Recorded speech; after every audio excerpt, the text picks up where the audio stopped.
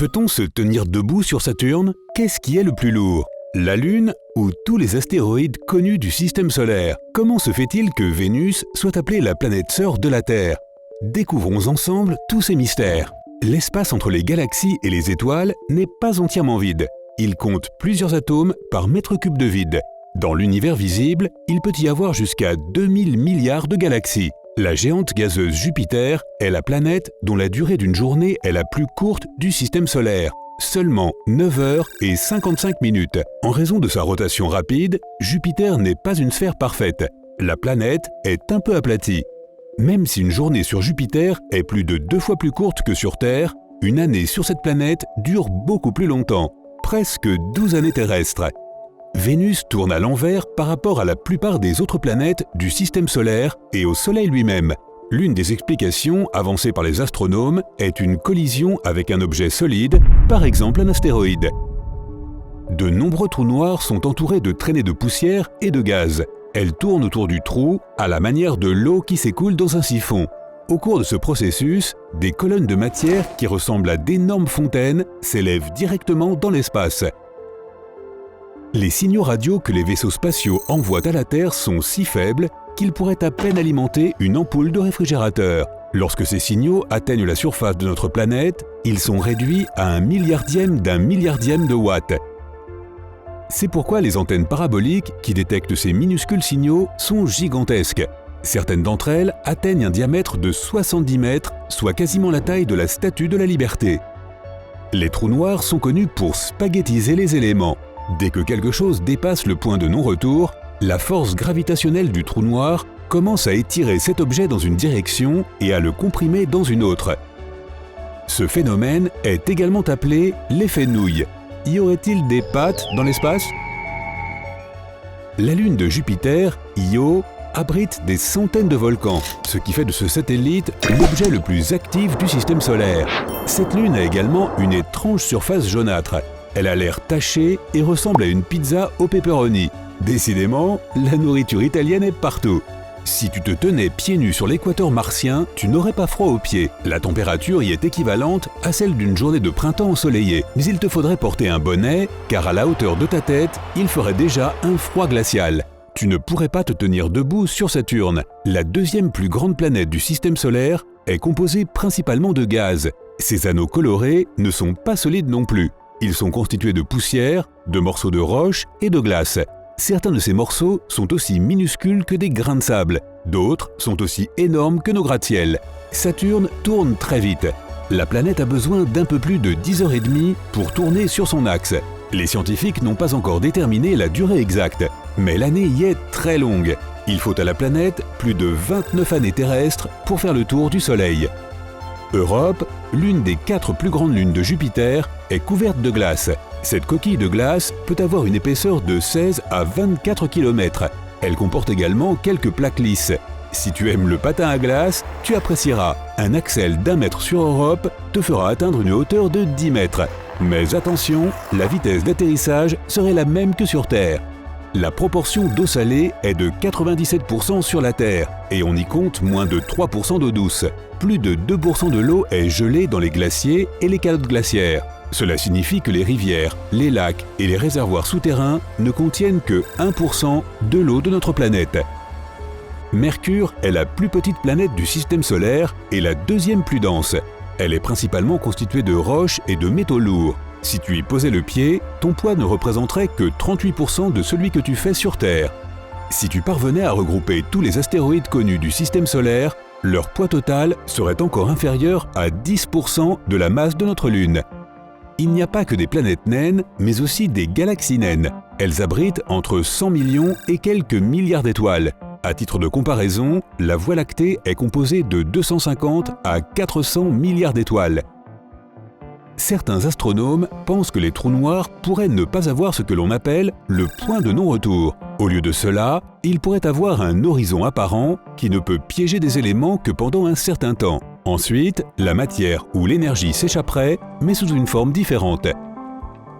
La gravité à la surface de Mars équivaut à 38% de celle de la Terre. Cela signifie que tu pourrais probablement sauter presque 3 fois plus haut sur Mars que sur la Terre. Tu as encore tes patins à glace?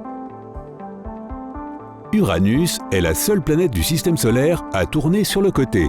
La raison pourrait en être une ancienne collision méga puissante, mais ce n'est qu'une théorie. La Terre a un fort champ magnétique qui la protège des vents solaires. Ce champ existe grâce à la vitesse de rotation rapide de la Terre et à son noyau de nickel fer fondu. Sur Pluton, les cryovolcans, parfois appelés volcans de glace, crachent de la glace, ou plutôt un mélange d'eau glacée et d'ammoniac, d'azote et de méthane. Un cocktail pour le moins explosif. Mars pourrait avoir son propre ensemble d'anneaux dans les 70 millions d'années à venir. Sa plus grande lune, appelée Phobos, est en orbite de plus en plus près de la planète. Un jour, il est probable qu'elle soit brisée par l'attraction gravitationnelle de la planète rouge et se transforme en un anneau qui pourrait durer des millions d'années. Les scientifiques pensent que Mercure pourrait encore avoir un noyau partiellement fondu. Cela pourrait expliquer pourquoi Mercure a un champ magnétique, même si sa force équivaut à seulement 1% de celui de la Terre. Le noyau de Mercure occupe entre 42% et 55% du volume de la planète. La pression atmosphérique sur Vénus est 92 fois supérieure à celle de la Terre. Près de la surface, elle est la même qu'à une profondeur de 1000 mètres sous la surface de l'océan terrestre. La lune de Jupiter, Ganymède, est la plus grosse lune du système solaire, 8% plus grosse que la planète Mercure. C'est aussi la seule lune dont les astronomes savent qu'elle a un champ magnétique. Vénus a une atmosphère dense et la plupart des météorites se désagrègent après y être entrés. C'est pourquoi ceux qui parviennent à atteindre la surface de la planète laissent des amas de cratères qui se chevauchent. Mercure a des rides. Lorsque son noyau en fer s'est refroidi, la croûte de la planète s'est contractée. Cela a rendu la surface de la planète inégale. Ces rides sont appelées cicatrices lobées. La plus grande de ces cicatrices mesure des centaines de kilomètres de long et jusqu'à 1,5 km de haut. Les vents sur Neptune sont probablement les plus rapides du système solaire. Ils peuvent atteindre une vitesse de 2575 km/h et les énormes tempêtes tournoyantes de Neptune sont si impressionnantes qu'elles pourraient avaler la Terre entière. Il existe différentes sortes de galaxies dans l'univers. Les astronomes ont découvert des galaxies en spirale, des galaxies elliptiques et des galaxies irrégulières. Il existe également des galaxies lenticulaires, c'est-à-dire un mélange de galaxies elliptiques et en spirale. Les scientifiques pensent que les galaxies en spirale sont plus jeunes que les elliptiques. Lorsqu'une galaxie en spirale commence à manquer de gaz et de poussière, la formation d'étoiles ralentit. C'est alors que la galaxie commence à perdre sa forme de spirale et se transforme lentement en une version elliptique. Le plus grand canyon connu dans le système solaire est la Valles Marineris sur Mars. Ce système de canyon est assez long pour relier New York à la Californie. Il est aussi 4 fois plus profond et 9 fois plus long que le Grand Canyon. Les tempêtes de poussière sur Mars sont les plus massives de tout le système solaire. Il ne leur faut généralement que quelques heures pour se développer. Ensuite, elles enveloppent la planète entière et durent des jours, voire des mois. Vénus est parfois appelée la planète sœur de la Terre, en raison de leur masse, de leur taille et de leur distance par rapport au Soleil. Toutefois, Vénus est très différente de la Terre sous certains autres aspects. Par exemple, sa température est beaucoup plus élevée et son atmosphère est beaucoup plus dense. Les scientifiques pensent que la surface de la Lune a plus de cratères que la Terre parce qu'elle n'a pas autant d'activité naturelle. Les vents, les pluies, les tremblements de terre et l'érosion continuent de façonner la surface de notre planète. Mais la Lune, elle, ne connaît pas ces éléments qui pourraient changer son apparence. Vénus, la planète la plus chaude du système solaire, atteint une température moyenne de presque 482 degrés Celsius. C'est plus chaud qu'un four en pyrolyse. Les boules de feu qui frôlent la Terre sont des météores brillantes qui entrent dans l'atmosphère terrestre, puis en ressortent. La plus grande planète du système solaire, Jupiter, possède également un ensemble d'anneaux, mais ils sont sombres et presque impossibles à voir à l'œil nu. Les anneaux sont constitués de minuscules morceaux de poussière et pourraient exister depuis la formation de la planète.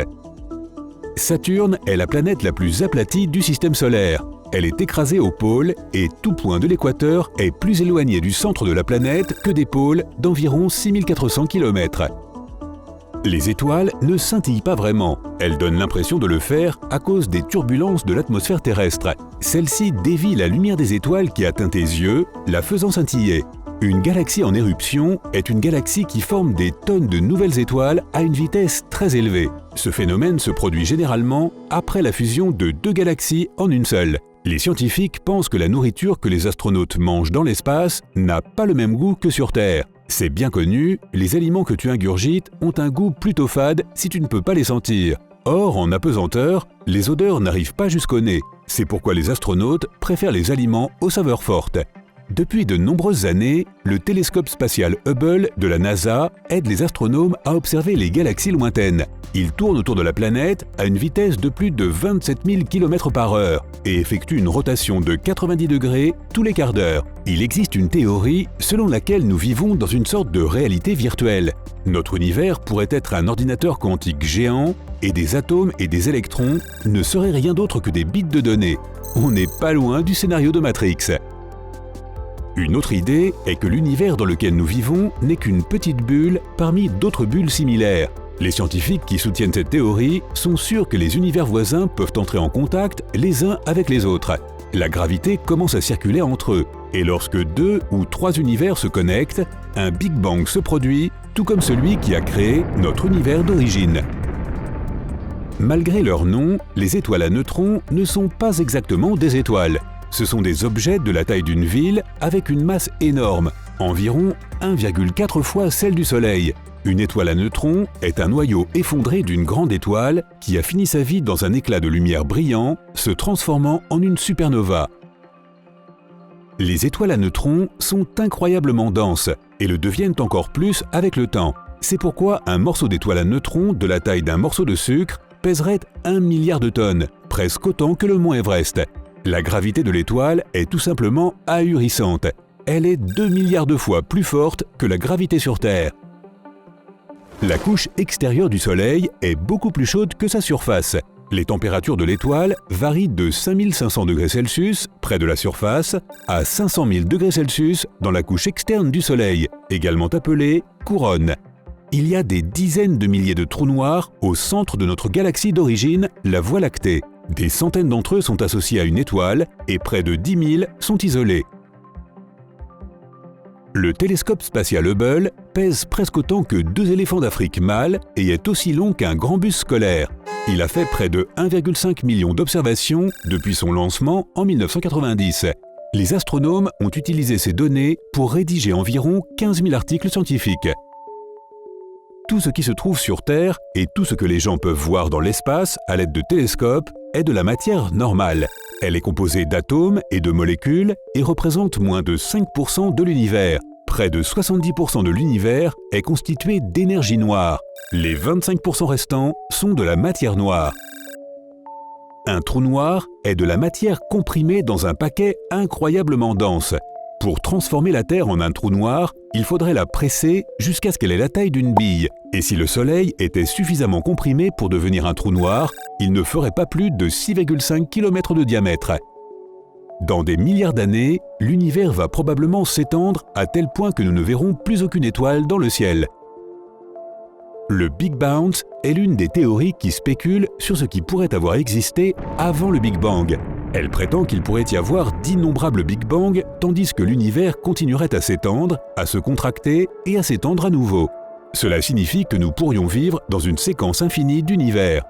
Saturne possède un mystérieux vortex qui tourbillonne au-dessus du pôle sud de la planète. L'ensemble ressemble à une énorme tempête de type ouragan, mesurant près de 8000 km de diamètre. Cela représente les 2/3 du diamètre de la Terre. Ce qui déroute les astronomes, c'est que bien que le phénomène ressemble à un ouragan, il ne se comporte pas comme tel.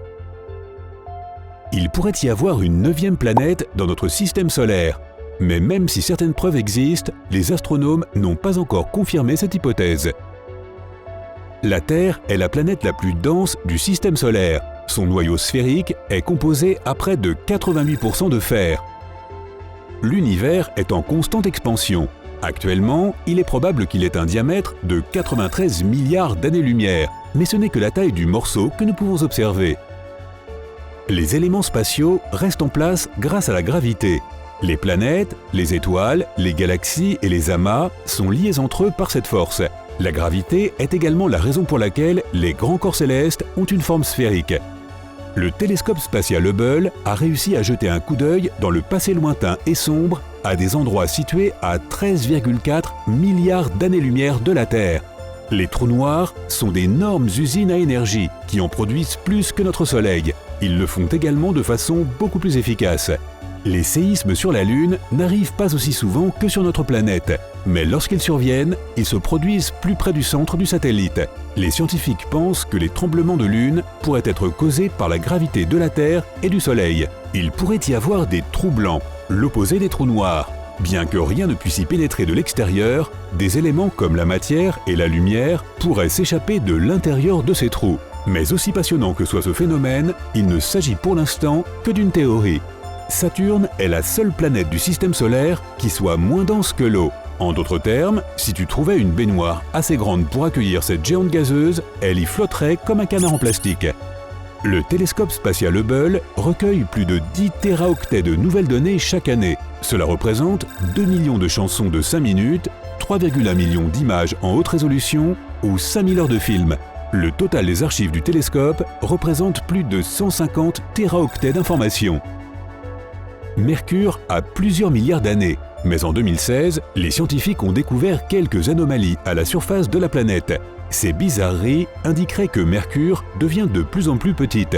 Cela peut signifier que la planète n'a pas encore fini de se refroidir. L'espace n'est pas toujours froid. S'il est en plein soleil, il peut atteindre des températures folles. La galaxie d'Andromède est la voisine la plus proche de notre Voie lactée. Elle est seulement à 2,5 millions d'années-lumière. Si tu louches très fort, tu peux la voir à l'œil nu par une nuit claire. Fait plus inquiétant, dans quelques 4 milliards d'années, notre galaxie risque d'entrer en collision avec la galaxie d'Andromède. Les experts pensent que la Terre survivra, mais que le ciel sera totalement différent après cet événement. Une tempête inhabituelle fait rage au pôle Nord sur Saturne. Elle a une forme bizarre à 6 côtés. L'une des lunes de Saturne, Iapetus, a une étrange coloration bicolore. La différence entre les deux hémisphères du satellite est grande. L'un est clair, l'autre est étrangement sombre. Les scientifiques n'ont pas encore élucidé ce mystère. Quant à toutes ces pattes dans l'univers, elles semblent provenir de la galaxie des Fusili, qui abrite les exoplanètes Rigatoni et Fettuccini. Ouais. Si tu as appris quelque chose de nouveau aujourd'hui, alors mets un like à cette vidéo et partage-la avec un ami. Et voici d'autres vidéos que tu devrais apprécier. Il te suffit de cliquer à gauche ou à droite et de rester du côté sympa de la vie.